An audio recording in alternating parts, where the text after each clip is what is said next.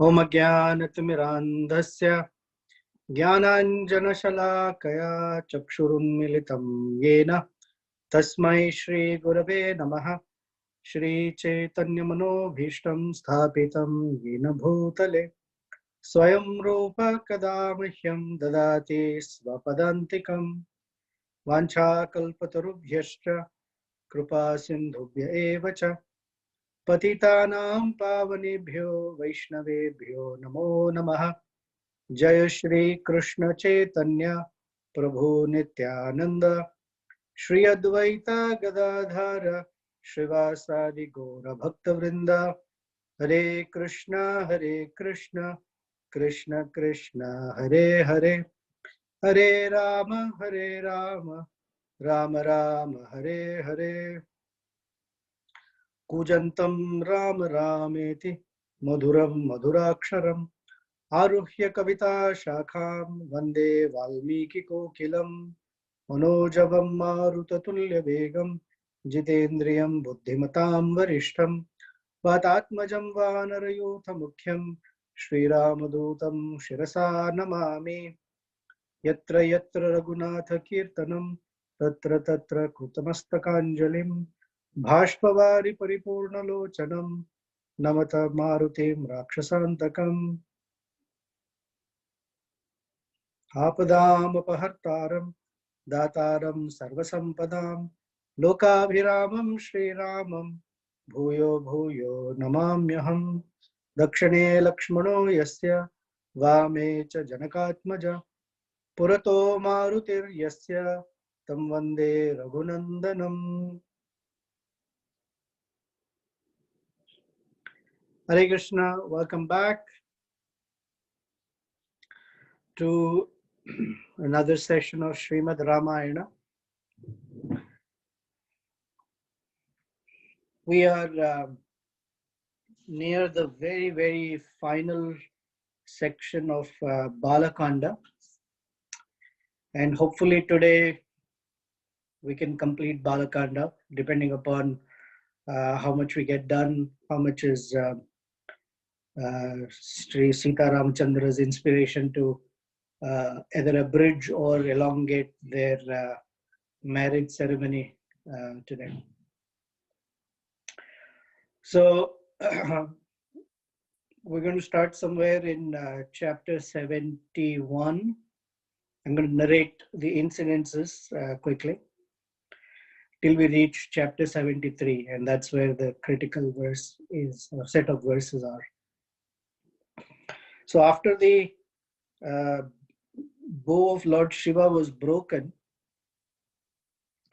everyone became very thrilled and happy, and Janaka Maharaj was excited that Sita Devi will get married to Lord Ramachandra. But Lord Ramachandra, in his very obedient and loving state of with his father, said, unless my father is here, I cannot marry. So then the word was sent by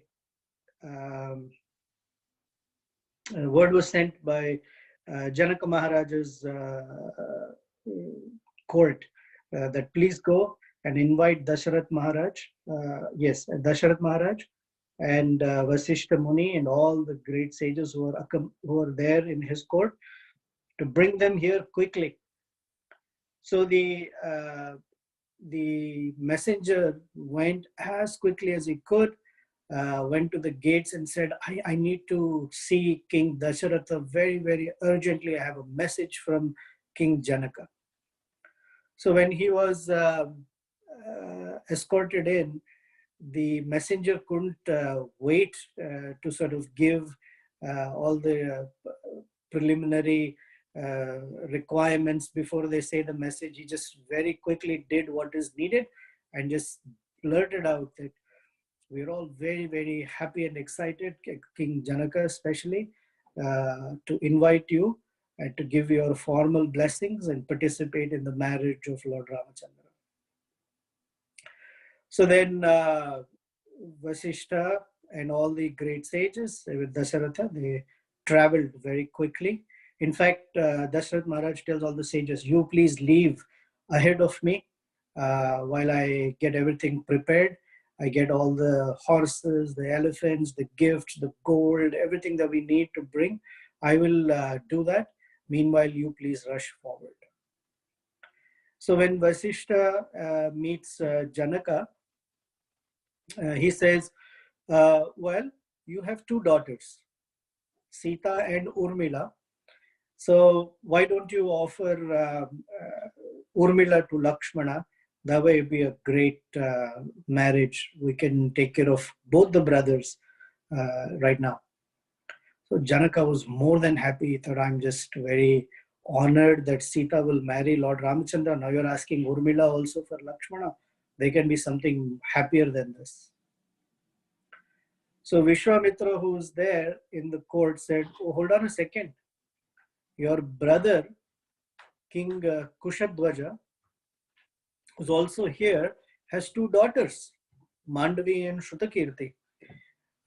You should offer those two daughters to Bharata and Shatrughna as well. So all four brothers can get married together. So Janaka said, oh, great. I only have to pay for the mandapa once. Only one time I have to pay for the caterer. Only one time flower decoration. Only one time. So this is buy one, get three more. I get all the wedding done in a very inexpensive manner. No, he didn't think like that. I'm just being silly. So he said, oh, great. Let's all four get married at the same time. So they all picked the auspicious day under the nakshatra of Uttara Phalguni. And the date was set. Dasharatha came. Everyone was there. And it is described that they performed all their pujas, their methods, the fire yajna, everything was done exceptionally well.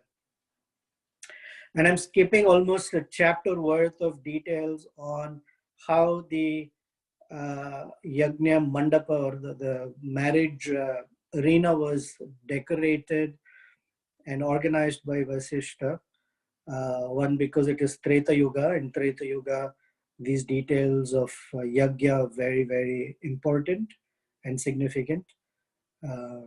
Even if I read the meanings, we may not be able to relate to it because the way we perform yajnas or the way I perform yajnas is very different.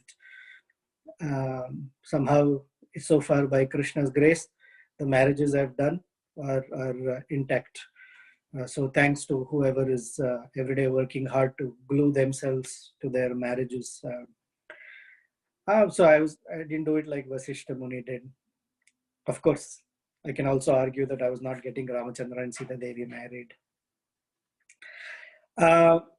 So the point came where in any wedding, there are certain sections that are important. And this we follow. These are Vedic methods. First is called Kanyadanam or called Sampradanam. And then there is some activities that both the groom and bride do. And then there is the Panigrahana. Panigrahana is holding of the hand. So the entire wedding ceremony is described by Valmiki in 3 verses.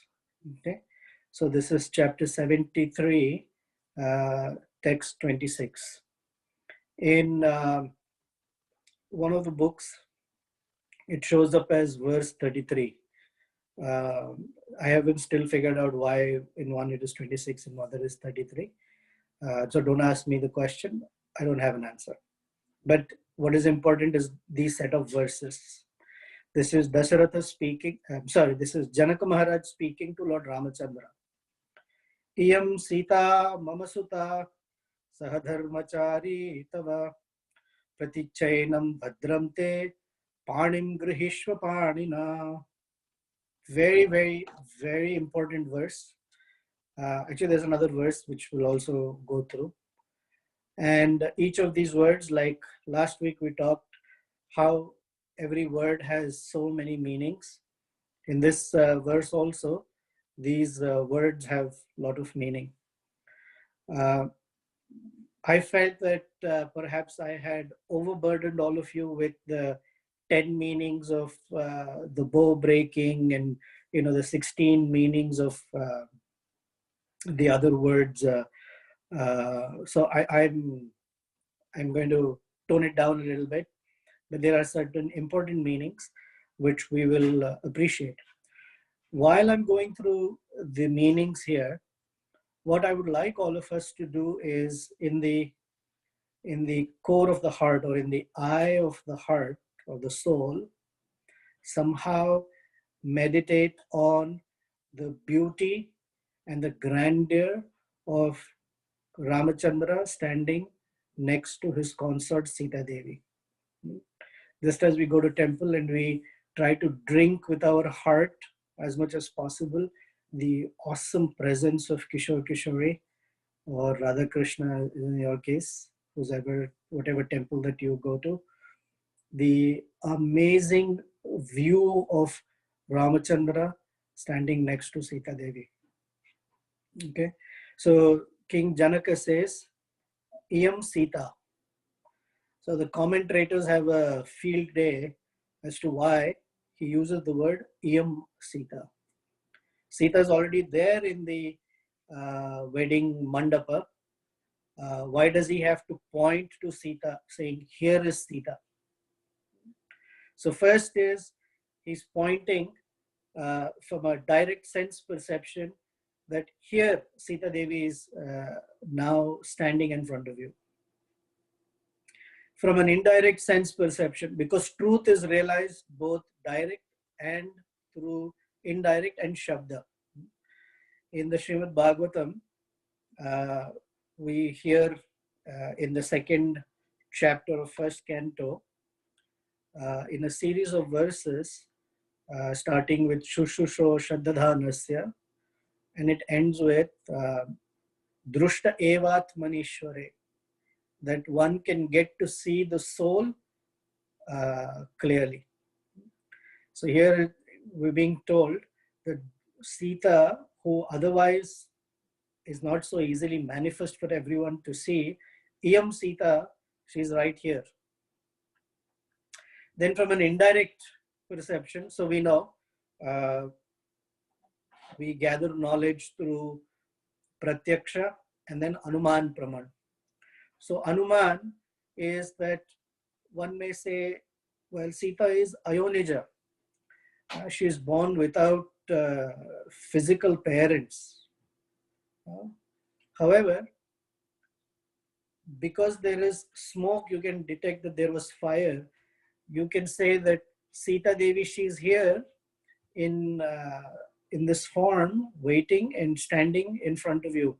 So you can understand that although she was born from the earth, she is right here in front of you. Then another meaning of Iyam Sita is, I'm going to take you to Ishopanishad, where the person praying to the Lord says, Hiranmayena Patrena Satyasya Vihitam Mukham.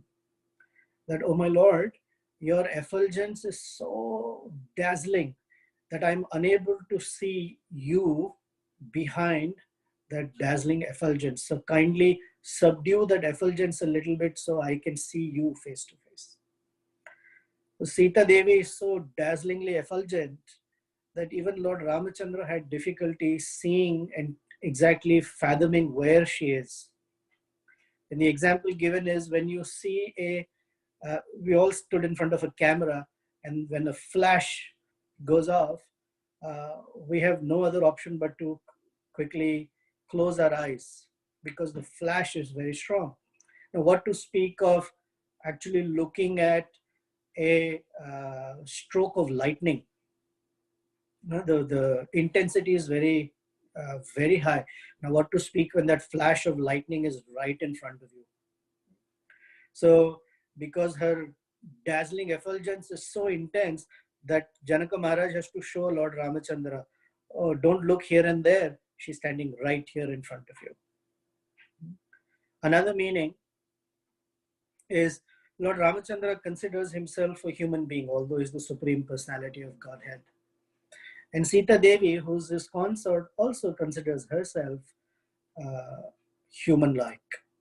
So finally, now that both of them have appeared in the human form in front of each other, Janaka Maharaj is saying, here is Sita. Another meaning is the Lord is constantly searching for his consort. And in the appearance within this world, he appeared in Koshala or Ayodhya, and she appeared in Mithila. So internally, there is this intense sense of separation and eager desire to look for her. So he is telling her, the search is over, here she is, Iyam Sita. Then the two verses say, Iyam Sita, Mama Suta. Mama Suta. Suta is for a boy and Suta is for a girl. So when he says, Iyam Sita, Lord Ramachandra might say, oh, well, beauty and all that is fantastic. But actually, when one has to get married to someone, more than beauty, what's important is what kind of family they come from, which means what kind of character she possesses. So before Lord Ramachandra can express the doubt or concern, King Janaka is saying, Iyam Sita, Mama Suta. She is my daughter. So you don't have to worry about what kind of family she has grown up in. She has been taught all the dharmic principles very well.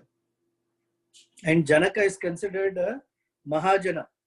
So his daughter then naturally is also a very great personality. Then the idea of Mama Suta is Dasharath Maharaj had to perform many yagyas to gain the blessing of Lord Ramachandra as a son. He had to perform Ashwamedha yagyas, then he had to perform Putra Kameshti yagya. At the end of it is when Lord Ramachandra came. And then, of course, he had to wait 12 months of gestation before Lord Ramachandra appeared. So he's saying, King Janaka is saying, for Dasharatha, Lord Ramachandra, you have appeared after a lot of difficulty. For me, Sita appeared very quickly. I had just begun my yagya. In fact, the yagya also didn't start. I was tilling the land to prepare for the yagya, and she appeared to me. So she is very special. The third one of Mama Suta, King Janaka is indirectly hinting to Lord Ramachandra that when I say Mama Suta, you may have a doubt. Well, what about the mother's qualities? And the answer is, well, she has appeared from Mother Earth. So she has the qualities of forbearance or tolerance and forgiveness, in fact, to such extent that she is more tolerant and more forgiving than you are. And she will excel you in these two qualities. Then, if you see Sanskrit, it says, Iyam Sita Mama Suta. Between Sita and Mama, there is this long A. In Nectar of Instruction, we have this word Niyamagraha. And that Niyamagraha is broken or split in two ways. One is called Niyama Agraha. That means holding on to rules and regulations far more than the intended purpose, or above the intended purpose of remembering Krishna. Or Niyama Agraha means to break the rules and regulations easily by forgetting the purpose, why we need rules and regulations. So both words are valid. Similarly, here he says, Iyam Sita Mama Suta. Another way of reading it is, Iyam Sita Amama Suta. She is not my daughter.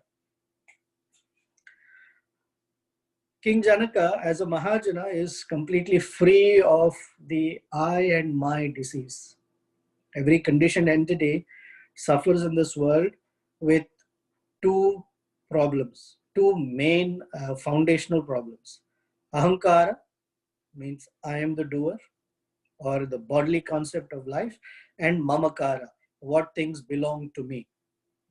These two are the cause of all other sufferings in this world. So we say one should be free of the bodily concept of life. King Janaka is already free of such bodily concept of life. That's why he is called the king of Videha. The word Videha means without body. Back in the Bhagavatam, there's a whole story of Vasishta and King Janaka. By the way, the word Janaka is a title. And in the Ramayana, I skipped the detail. In the Ramayana, King Janaka says, I am the sixth Janaka in this line. So every king in that line were named Janaka. So when Vishwamitra and Janaka, the first one, had a fallout, Vishwamitra had to take birth again in a mortal body. But King Janaka apparently could remain without a body because he was completely free of the bodily condition of life. So he got the name Videha. And Videha also means free of the bodily concept of life. So he's saying, you may think that this girl is ordinary, but actually she is not my daughter. I am just a caretaker. Iyam Sita Amama Suta. And she has appeared out of her own mercy. In the fourth chapter of Bhagavad Gita, we hear Krishna saying, Sambhavami Atmamayaya. I appear within this world out of my own causeless mercy. So Sita also has appeared out of her own causeless mercy. Atmamayaya. Then the verse says, Saha Dharmachari Tava. Saha means along with you. Dharmachari. She will walk on the path of Dharma. Sahatava, along with you. So the commentators, Govindaraja particularly says, Lord Ramachandra might say, oh, I'm a Kshatriya. I can have many queens. So if this girl, Sita, is so beautiful and so amazing, she can be there for me to enjoy wonderful aspects of life. But when it comes to performing yagyas and my dharma, maybe I might need another wife. So before he can even make such an objection, Janaka is saying, Yam Sita Mama Suta Saha Dharmachari Tava. You actually don't need another wife. Unlike your father, King Dasharatha, you don't need. Sita is so qualified in all aspects, not only beauty, but she is Dharmachari. Okay, she will be there for you while you live a life of dharma. So one of the aspects of dharma is to be forgiving. So if you are forgiving Lord Ramachandra, she will excel you in forgiveness. If you are kind, she will excel you in kindness.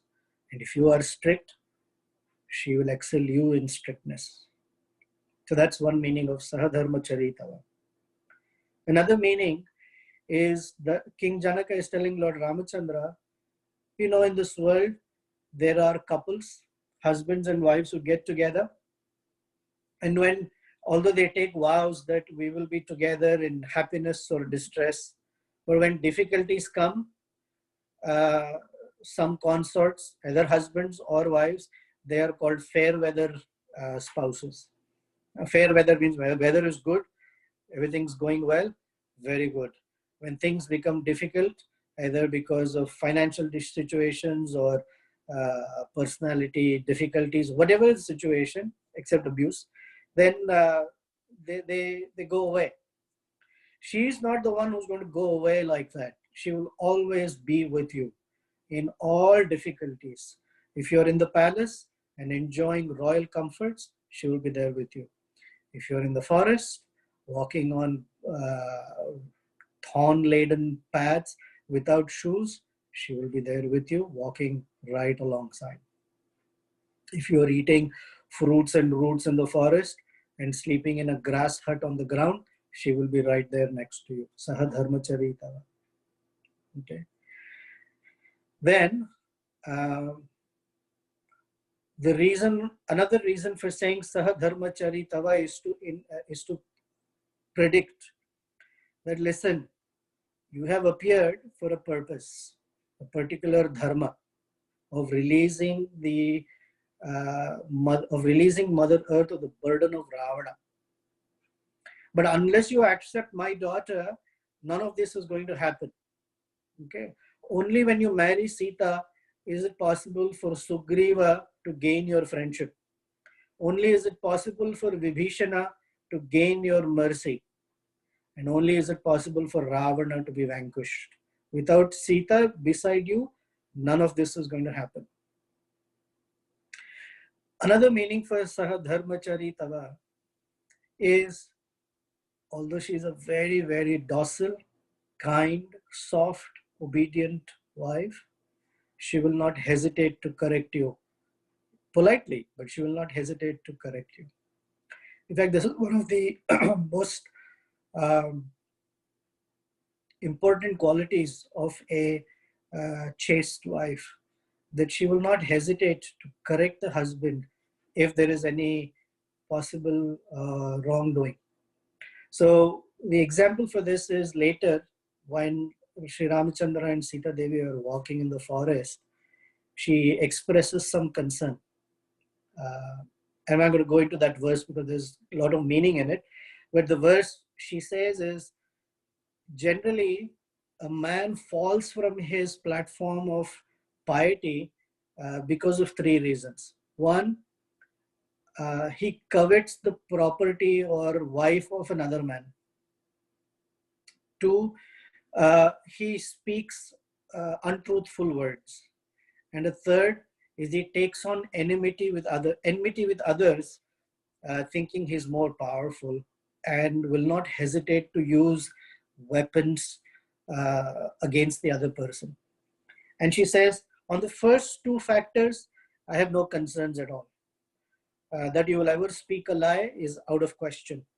And that you will ever covet someone else's wife or property, out of question. But because you're walking in the forest with these powerful bows and arrows and swords, it may be possible that you may use it without discretion. So Lord Ramachandra indicates and promises to her that how he is very careful and he will only use it when there is an enmity and for holding on dharma. So, but she didn't hesitate to tell him that. And finally, Sahadharmachari Tava is that one who follows dharma, all sorts of auspiciousness comes in their lives. So along with you, she will bring glory to your family, Lord Ramachandra, and to my family alike. Generally, people say you have to have a son because a son releases the parents from this hellish condition called put. Actually, daughters are more glorious because a son can only release his parents from hellish condition. But a daughter-in-law or a daughter brings glory to her family and to the family she gets married to. So in fact, they say that a daughter is more glorious than son in that aspect. So then he says, Iyam Sita Mama Suta and Praticha Enam. Please accept her. So this is a marriage ceremony and the father has to give away the daughter. But instead of giving away, he's telling Ramachandra, please accept her. So Ramachandra might hesitate and say, okay, this is your daughter Sita, but how can I take her as my wife without you giving me permission? So King Janaka is hinting, you don't need my permission. She is your consort. All I am doing is I'm being the instrument in how she's coming to you. So he's not saying Dadamiyaham, I'm giving her to you, because that would be an insult. Someone or something that already belongs to someone else, a third person cannot give. So he cannot insult Lord Ramachandra and say, I'm giving Sita to you. Because Lord Ramachandra will say, who are you to give her to me? She's already mine. So he's saying, please accept her. And to make sure that there is no ill feelings, that he's saying, I am giving her to you, or please accept her, he quickly says, Bhadram te, all auspiciousness to you. Because even King Janaka is saying, who am I to give her to you? Another reason for saying Bhadram te, it is said, is there are a lot of onlookers. Generally, when you take a newborn child or a young child, or a beautiful bride or a handsome groom out in public, it is said, as they say in Hindi, nazar lagti hai. So before anyone can cast any evil spell or cast an evil eye, Janaka Maharaj is saying Bhadram te, because just the individually they are so exquisitely beautiful. Now together is far more than any person can verbalize, but it is only a matter of drinking in with the heart through the eyes. Then Bhadramte also means, listen, Ramachandra, whatever your mission is, she will bring auspiciousness by fulfilling that mission for you. Now, actually, you, Ramachandra, are only the instrumental cause for Ravana to die. Actually, she is the one who's going to make sure that Ravana is killed. You're just the instrument. From your hand, the arrow will be released, but the cause will be her. So you're the instrumental cause, she's the effective cause. Oh, by the way, if you have any doubts, she is the effective cause in the entire Lanka burning down. You at least need all the monkeys to form a bridge and cross over to Lanka.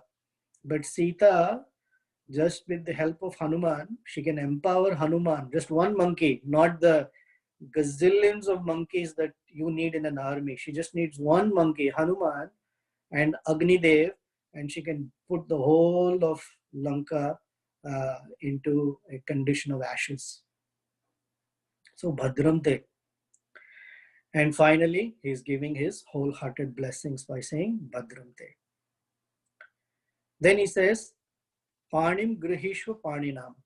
Oh Lord Ramachandra, please take hold of Sita Devi's hands. When we do weddings, we do Panigrahana. So the first reason he says Panim Grihishwa Panina, hold her hand, is a sense of urgency. That there are many princes here who wanted Sita Devi but could not get her. Now that you're about to marry her and she's out here in public, somebody may abduct her. Before that happens, please hold her hand. One may think, why will that happen? Later in Krishna Avatar, when Rukmini comes out in public and Shishupal is also there thinking, ha ha ha, very soon she'll be my wife.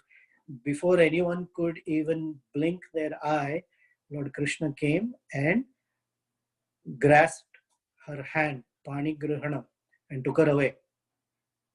Okay. So then another reason he says, Panim Grihishwa Panina, he said, Ramachandra, you're very, very powerful. You just broke this bow of Lord Shiva, which is so formidable. So you're very strong. Sita is hesitating to extend her hand to you. So please be gentle and you hold her hand. You take the initiative to hold her hand. Then the next is, third reason he says, Pani Grihishva Paninam, is if she extends her hand to hold yours, actually her hand will be on top and your hand will be below. And it is not proper that the Supreme Personality of Godhead, your hand will be below, as if you are getting a charity. Only when Vamanadev came to Bali Maharaj, his hands were below and Bali's hands were above. So whoever is giving charity is at a higher position, and whoever is receiving is at a lower position. So Janaka is saying, you're not getting Sita in charity. She's rightfully your consort, so please accept her. Another reason for saying this, that please hold her hand. I'm not going to get in the details. There are 8 ways in which one can get married. Okay, there is called a Prajapatya way. There is a Gandharva way. Gandharva way is they meet in a forest or someplace. There is mutual consent. They agree. They exchange garlands. They're married. Then there is the Rakshasa way. Rakshasa way is where the groom can forcibly carry away the bride. This is done in Kshatriyas. So that is how Lord Krishna took Rukmini away. So he's saying, please don't perform or get married in any of these ways. Do it properly.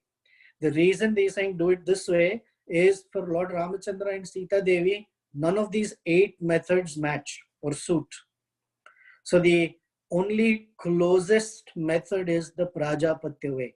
And that way is where the groom holds the hand of the bride upon the request of the father. So he's saying, Panim Gruhishwa Paninam. And then the final reason is King Janaka wants to step back and fill his eyes and heart with the beautiful vision of Lord Ramachandra holding the hands of Sita Devi and standing side by side. So then the next verse he says is Prativrata Mahabhaga Chayeva Anugata Sada Ityuktva Prakshiprad Raja Mantraputam Jalam Tada. He says, Ramachandra, she will be Pativrata for you. Mahabhaga, she brings great fortune along with her. Chayeva Anugata Sada, she will always accompany you like a shadow. Okay. Now the interesting part is sometimes the shadow is next to you, sometimes the shadow is behind you, and sometimes the shadow is in front of you. But she's always there with you. When they are walking through the forests, she follows him. When they meet all the sages and Atri Rishi and everyone, she's next to him. But when Ravana has to come, she's ahead. Lord Ramachandra follows her. But she's always there, inseparable as a shadow. Wherever Lord Ramachandra is there, shadow is there. Chayeva Anugata. Iti Uktva, having said this, Prakshipad Raja, the king Janaka, poured water on their hands. Mantraputam Jalam Tada, where there were all these auspicious mantras being chanted, and their hands that they were holding together, that bond was consecrated. So someone may have a doubt, is it even right for King Janaka to say to Lord Ramachandra that my daughter will be Pativrata? You're only Pativrata after you're married, because it's not before marriage someone's Pativrata nature is manifest. So is it right for him to say? Then the answer is Janaka Maharaj is a great Mahajan. So these words, Pativrata Mahabhaga Chayeva Anugata Sada, is prophetic words of a great soul, not ordinary words. So after I recite this verse, and I'm going to recite the other 2 verses, and as soon as I say Mantra Putam Jalam Tada, I want all of you to very loudly say Sadhu Sadhu.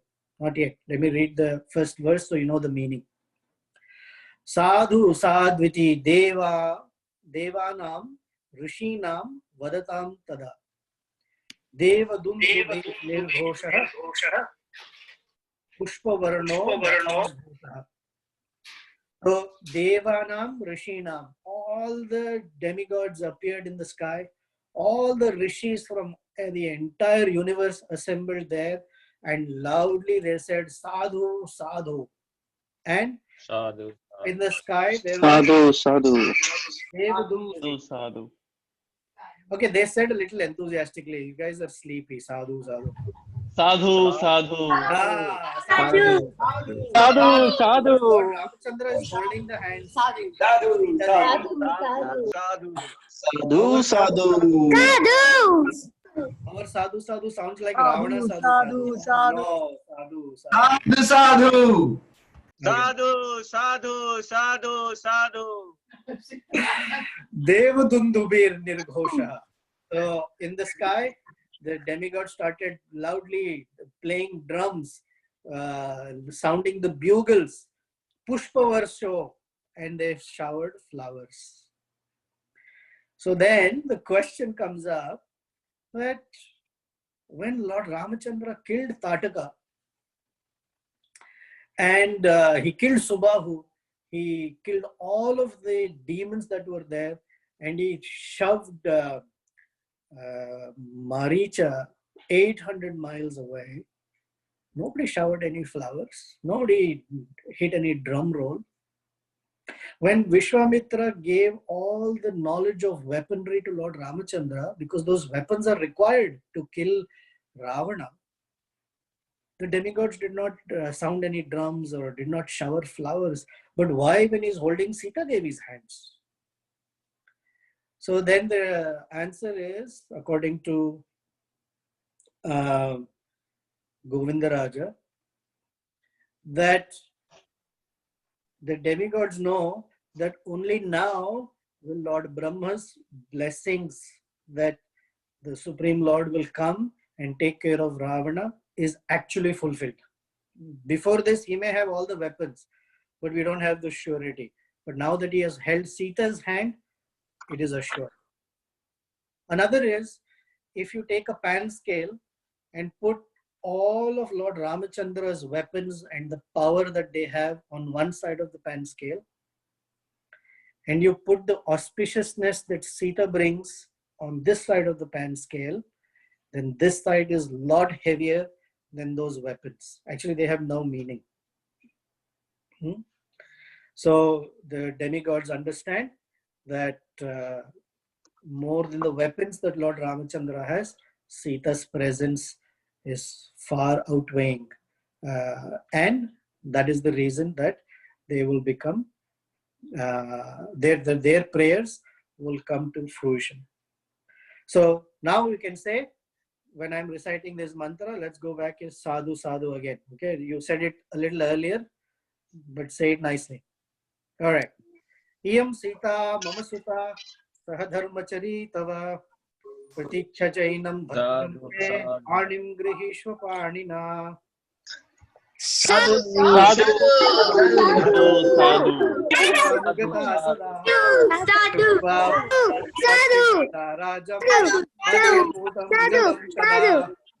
Thank you. sadhu.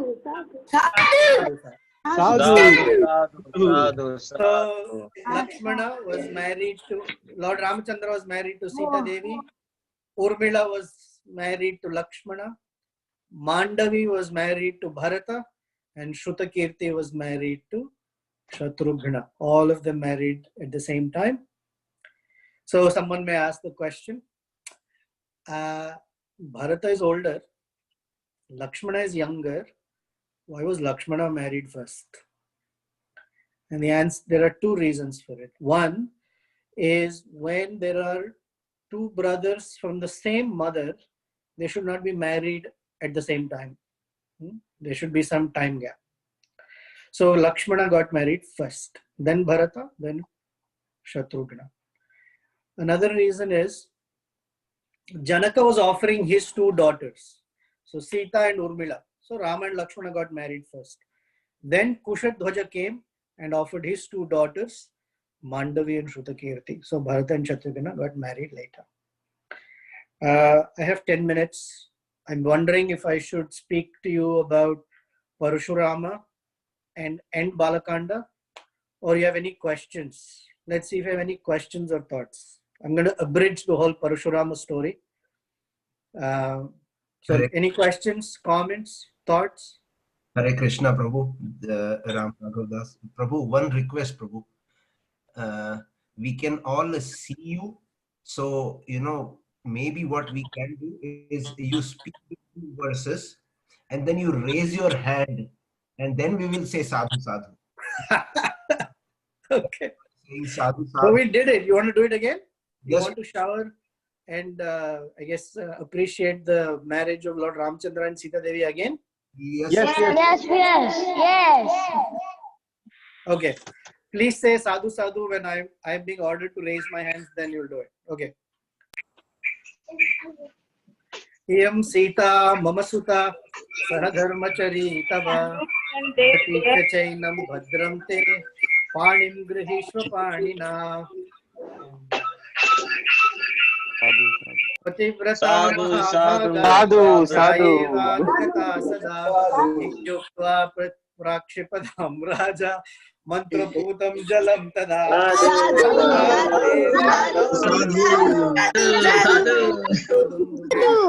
Sadhu. अपवर्षो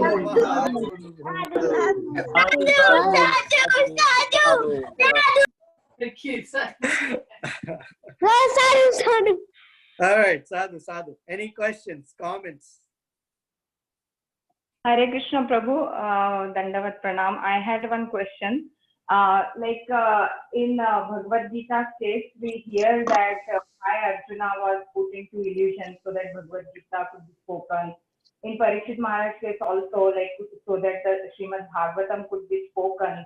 So I was trying to connect with this, when you mentioned that Sita Devi is emblem of religious, she is very highest in following the religion. And I was trying to connect with this, her demand of having the deer. So there must also be some transcendental reason so that it could be done. But I was thinking that why the Supreme Lord needs any reason to do anything. I mean, he can just do anything by his will. So can you please shed some light for me on this?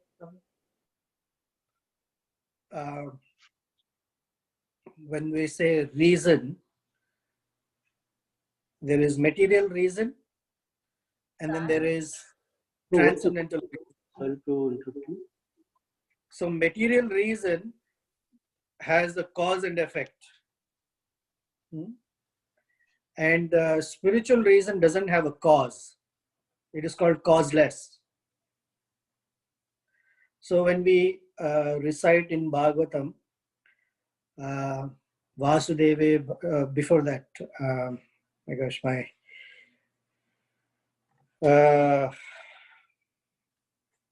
sorry, my brain's filled with Rama and Bhagavatam, where it says devotional service is causeless and without any obstacles. Savai pumsam paro dharma yatho bhaktir adhokshaje ahaituki apratihata. Hetu means a reason. So when we say ahaituki, there is no reason for bhakti, then the only reason is I am an eternal servant of Krishna and that's my relationship with him. That's the hetu. So we should not think that there is no spiritual cause. A spiritual cause is different from material cause. So the Lord wants the conditioned souls to get to hear his glory, name, fame, form, pastimes. And so there are different ways in which he manifested.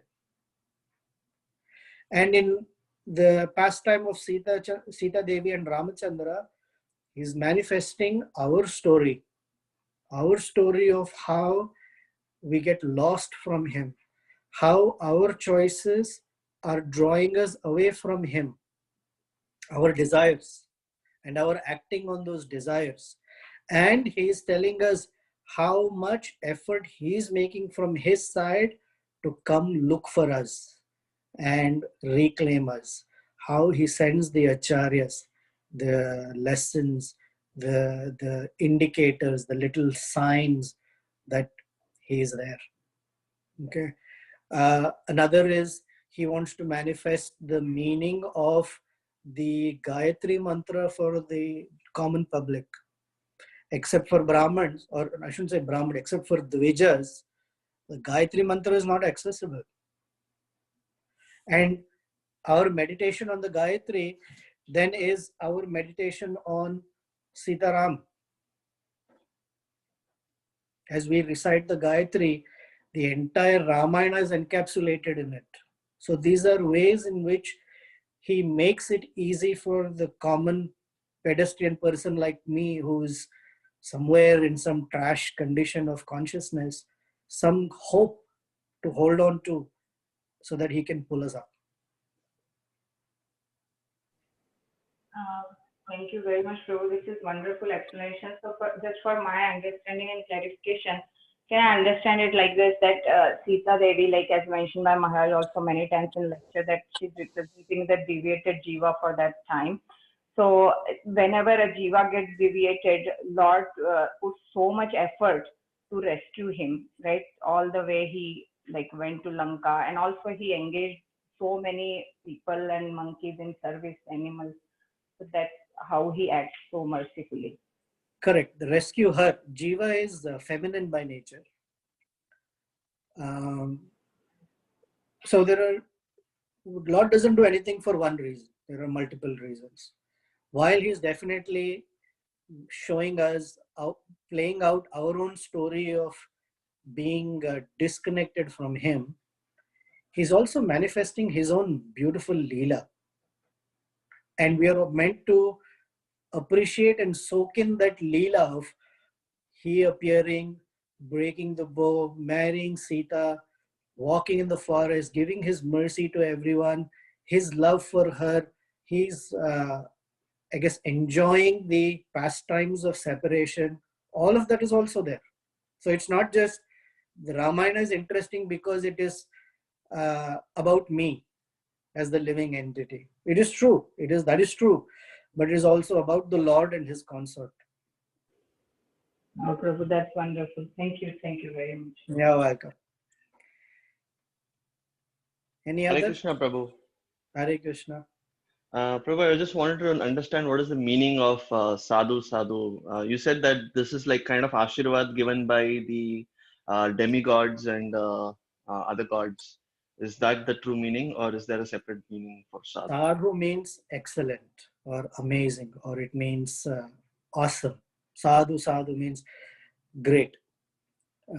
Great persons are called sadhu because by their appearance, one's life is full of auspiciousness. Anything wonderful is done, one should say sadhu. Thank you, Prabhu. Your all lectures are sadhu, Prabhu. Hari bol. It is Paramatma who has spoken, so must be right. Hare Krishna. Although it may not be true, because you said it, it is becoming sadhu. Hare Krishna. Anything else? Should we quickly talk about Parashuram and end Balakanda? That would be great. Sadhu. If you like it, say sadhu. Sadhu, Sadhu, sadhu. sadhu.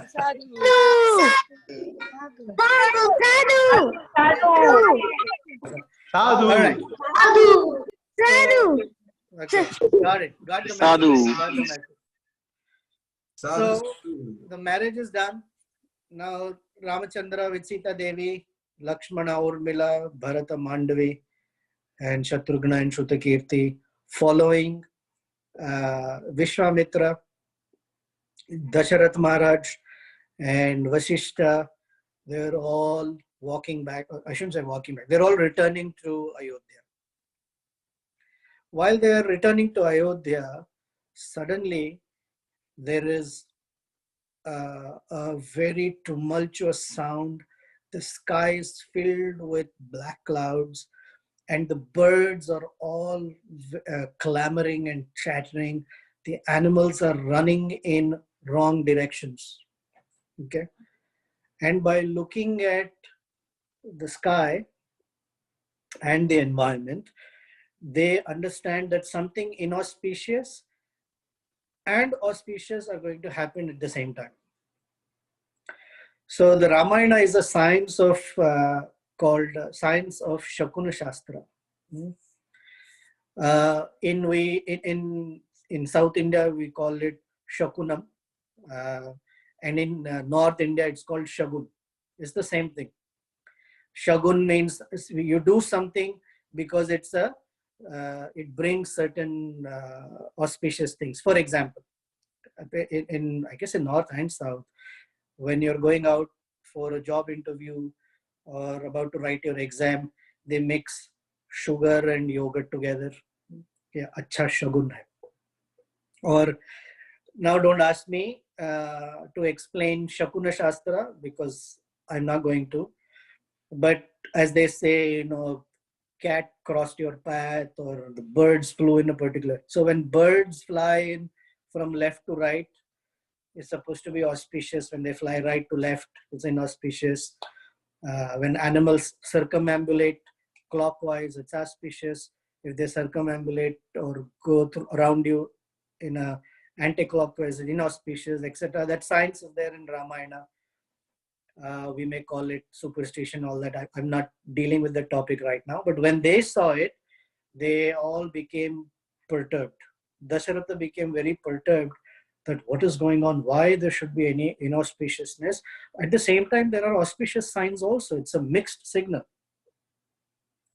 So Vasishta and Vishwamitra tell Dasharath Maharaj, the reason you're finding this whole earth shaking with all these loud noises, birds clamoring and all that, is because Parashuram is appearing very soon.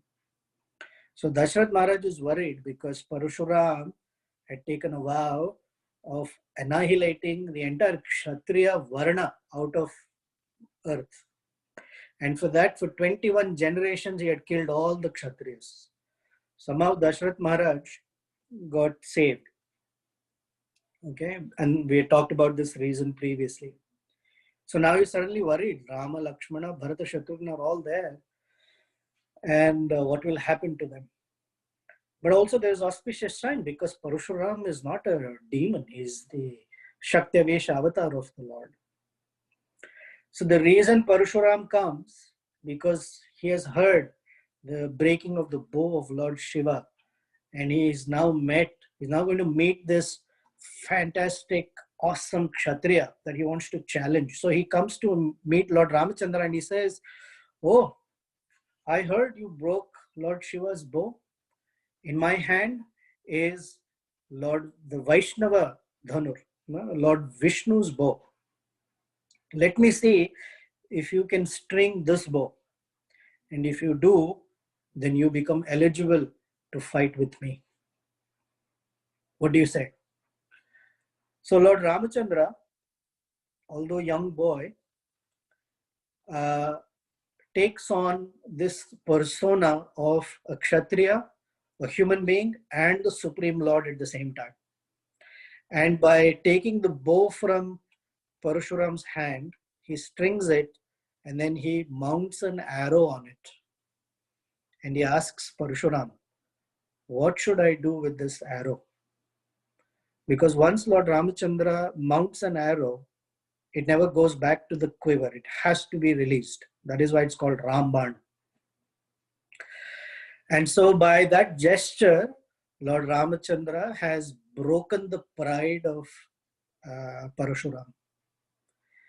And Parashurama says, you release it to break the mountain of all the pious credits that I have gained.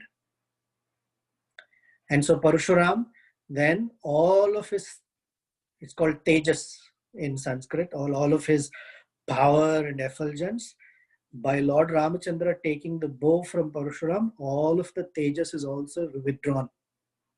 And now he becomes a regular sage or ascetic, and he tells him, I'm going back to Mahendra Hill where I will sit peacefully and just engage in meditation. I'm so honored to have met you. And so the two Ramas meet. Lord Ramachandra gets the Vishnu or Vaishnava bow. This bow originally belongs to Lord Vishnu, which means belongs to Lord Ramachandra. And in a previous situation, it was given to Richika Muni. Richika Muni was the father of Jamadagna Rishi. From Jamadagna, it came to Parashuram, and from Parashuram, it has come back to Lord Ramachandra. Just as Sita Devi is his eternal consort, this bow is also his eternal companion, has come back to him. And they all happily return to Ayodhya. Now in Ayodhya, they meet Kausalya, Sumitra, and Kaikeyi. They take their blessings. So according to Kshatriya marriage, when marriage is happening, the women of the household don't go. Okay? Don't ask me Kshatriya marriage. I'm not a Kshatriya. I not even a Shudra, but somehow I got married in a different way. But according to Kamba Ramayana, when Lord Ramachandra came with Sita, instead of going to Kausalya's palace first, he went to Kaikeyi's palace first and offered his obeisances to Kaikeyi and touched her feet. And the indication is his way of telling Kaikeyi, I have done my part, now it's time for you to do your part. And that is what the story of Ayodhya will unfold in Ayodhya Kanda.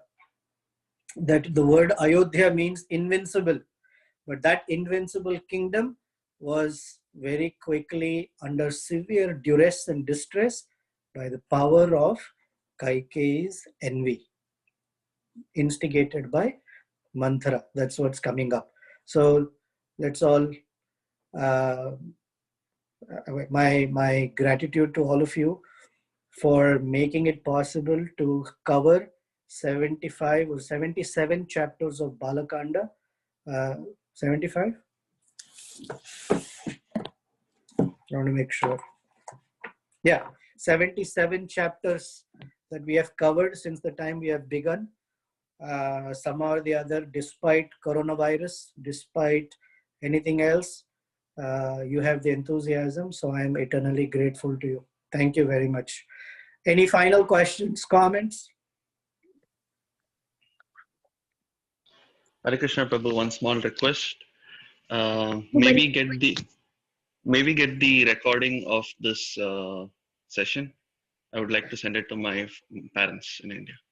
All the sessions that we have gone through are recorded, and we can have, as usually, Yamuna Jivana Prabhu posts the link to this session in a couple of days. It will be there on WhatsApp, and feel free to share it. And when you share it with your parents, please seek their blessings for me. Thank you so much, Prabhu. Hare Krishna.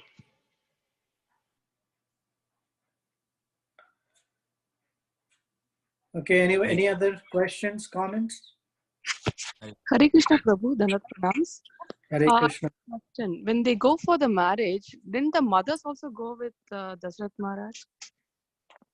Oh, I just said they did not go. Kshatriya women don't go for the marriage. Oh, okay. Sorry, I missed that. From the groom side. Okay. Hare Krishna Prabhu. Hari Bol. Finally, Shamakund. Just to add a little bit about Parshuram here, Prabhu, some things that I read some time ago. So when Parshuram appears in front of Lord Rama and Dasharatha, at that point in time, Dasharatha addresses him as Bhargava Rama. You come across that part? Yes, yes. I condensed everything into 10 minutes. But yeah, say it. It's very sweet. Okay. he addressed him as Bhargava Rama because he aware of the intensity of rage and fierceness of Parshuram, and he wants to make Parshuram identify himself with his race, that he is coming as a descendant of, he's a Bhargava, his father is in the lineage of Ruchika Muni and Jamadagni, and that he has to be more milder. And while he is saying so, Lord Rama is also hearing it. And Lord Rama, like Parshurama, is having this vow to kill all these Kshatriyas. So Lord Rama takes exception to the fact that Parshurama wants to avenge the insult and the treatment meted out to his father, but he is now insulting the father of Rama. He's being having a double standard here. And that's why he basically he addresses him in a very subtle way. He addresses him saying that you are a Brahmana sage and worthy of my worship. And he says, I think you have already paid the debt for your father, and I approve of it. So why are you doing this again? So he didn't like his father to be treated in such a frivolous way and in such a disrespectful way. And in a subtle way, he castigated Parshurama, which he understood. In my notes, I have a whole dialogue. I didn't go through it because somehow I wanted to end Balakanda today. The invoking of the name of Bhargava means you are coming in the descending line from Bhrigu Muni. So Brahmanas are meant to be little docile, unlike Kshatriyas. So Vishwamitra was born in a Kshatriya family and became Brahmana. Parashuram was born in a Brahmin family and sort of had the Kshatriya tendencies. And that's okay. So by calling him Bhargava, that is one reason as well. Thank you. Thank you for sharing. Prabhu, one. Go ahead.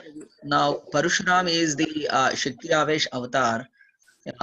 We understand. Now, once he has taken back, will he not continue as Shakti Avesh avatar, or just want to understand? He is a Kshatriyavesha avatar, but that whole fury and tejas to kill all the Kshatriyas is gone. So he is still Kshatriyavesha avatar. He comes later again. He comes later when Bhishma Dev will appear. Bhishma Dev will get all of his weapons and all of his training. He's there. Yeah, got it, Prabhu. Thank you. He comes when Bhishma Dev is leaving the world.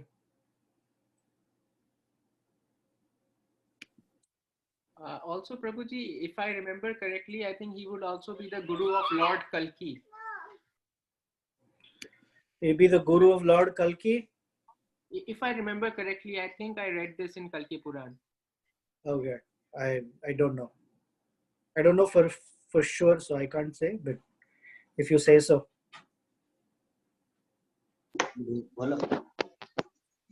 Hare Krishna Prabhu. Parshuram was the pastime of Lord Vishnu only, but how did he have pride? How did he what? Have pride. Pride, Prabhu. How did he die? Pride, Prabhu. Pride. Oh, Excellent question. Nice question.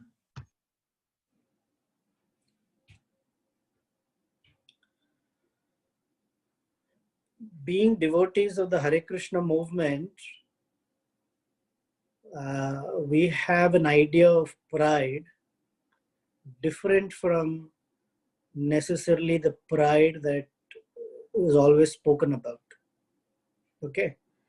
So we discussed this a little bit previously, that in a conditioned soul, pride has to do with a false sense of being.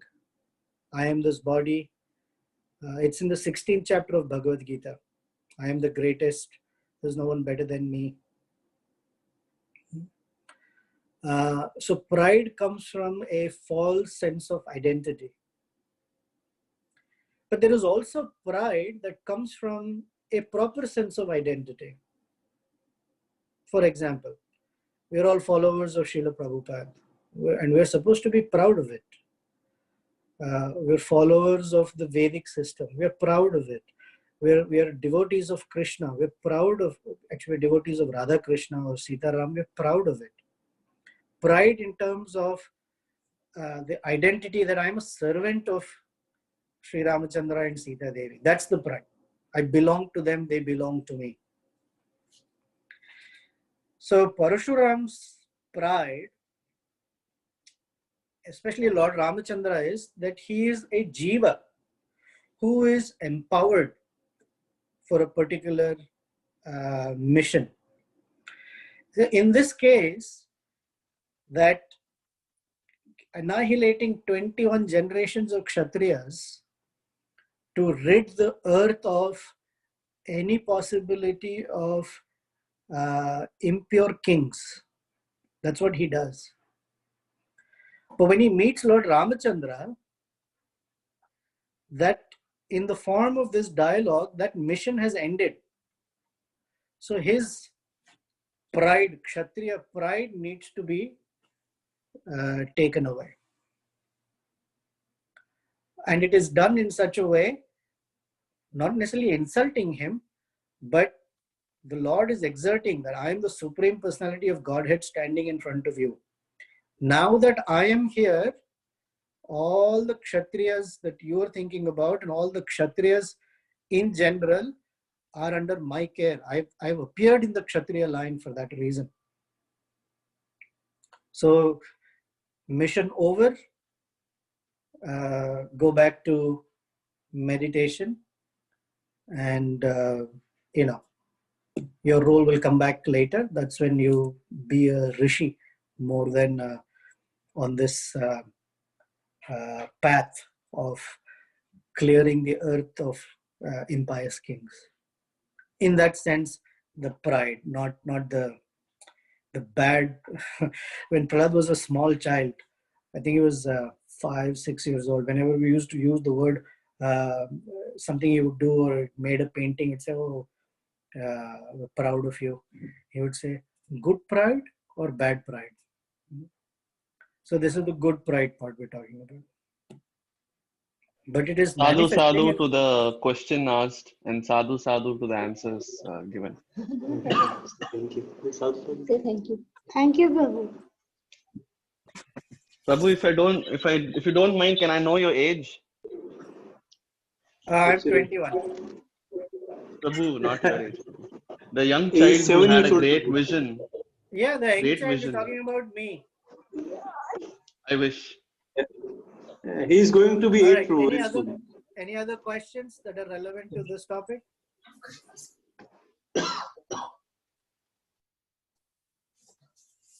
Hare Krishna, this is Radha. All right, Radha. My question is about in later Ramayana and when Your question is about what? when in later in Ramayana when Sita Devi goes to the forest and she got 2 children. Two children? 2. Okay. So when Ram came to battle them or something like that, why didn't Sita Devi know that her son and Rama's kingdom was fighting them, and she corrected them? She corrected them. Daddy के साथ fighting नहीं करते? No, like when the first batch of army comes, does Sita know that they were Ram's part of army? Does Sita know everything? Yes. So let's start with something. Does Lord Ram know everything? Yeah. Does Sita know everything? Yeah. Okay. Where does Lord Ramachandra reside? In the heart of every living being. So where does Sita Devi reside? In the heart of every living being. Just as Lord Ramachandra is omniscient, Sita Devi is omniscient. And so from omniscience perspective, they're allowing the pastime to manifest. But if they're playing the roles of humans, then they didn't know. Oh, these are my sons. Oh. So it depends from where you're standing and looking at it, and it'll always be appropriate.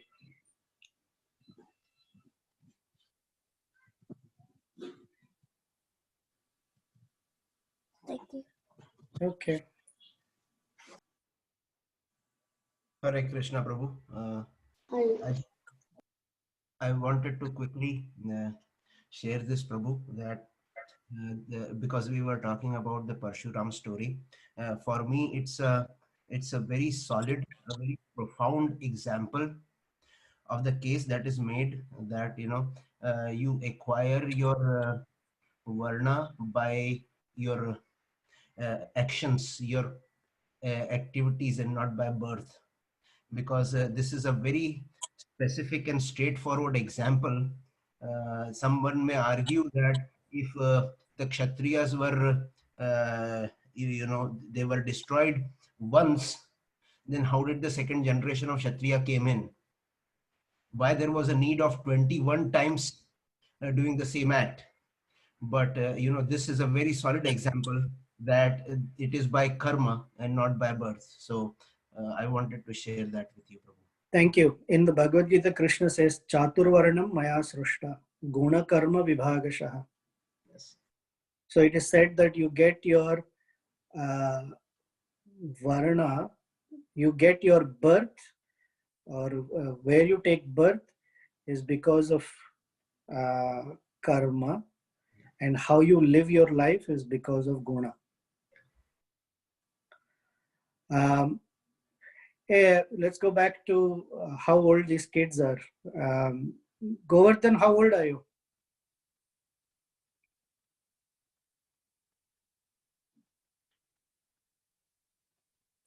I think he said 7 years old, going to be 8. He's he's Vibhu. He is Adi Chaitanya Prabhu. He's 7-year-old. Who asked the question? Prabhu, this is Dheer Dasyan, is my son who asked the question. Wow. I thought it was Govardhan. Great. He's 7 years old? Almost. Yes, Prabhu, 7 years old. Very good. Okay. Thank you very much. Until we meet again, please take care of yourselves. Take care of, the governmental instructions on coronavirus. Just because we are devotees, we shouldn't think that we are far above all of the requirements. Ask mercy for Maharaj. Are you asking a question? Repeat. Prabhu, that we have to pray that Maharaj should be safe because of coronavirus. Excellent. He's in Hyderabad, so he has to be safe because of coronavirus. Okay. Everyone, including Maharaj, let's pray that we follow proper rules that the government is asking us to follow. We shouldn't become heroes and think, I am, virus will not touch me. It may not touch us, but we can become carriers. So please be careful, mindful, and pray for all of us to cross over this pandemic right now. Until then, Hare Krishna, Srila Prabhupada ki Jai. Jai. Thank you, Prabhu. Hare Krishna.